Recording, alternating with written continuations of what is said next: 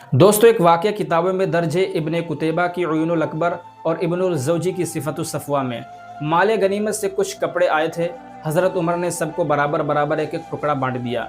लेकिन जब वो मिंबर पर खड़े हुए तो उनके जिस्म पर पूरा कुर्ता था। सहाबा हैरान हो गए। उन्होंने सवाल उठा दिया, अमीरुल मोमिनीन, हमें तो आधा आधा कपड़ा मिला, आपके पास पूरा कुर्ता कैसे आया? कहीं बैतुल माल का हक तो ज़्यादा नहीं ले लिया?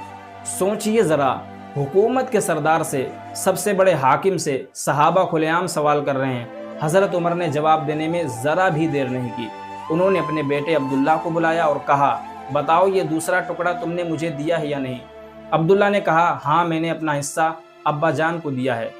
तब जाकर सहाबा मुतमईन हुए और कहा, अब बोलिए उमर, अब हम सुनेंगे।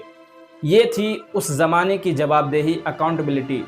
दोस्तों, उस वक्त के हाकिम से उसके कपड़े तक का हिसाब मांगा जाता था। और आज अरबों खरबों के घोटाले सामने आ जाते हैं, लेकिन हम अपने हुक्मरानों से पूछ भी नहीं सकते। सोचिए, सवाल करने का हक कहाँ खो गया हमारा? जवाबदेही की वो ताकत हमारे दिलों से क्यों निकल गई? याद रखिए, जिस कौम में हुक्मरानों से सवाल उठना बंद हो जाएं, वहाँ इंसाफ भी खो जाता है।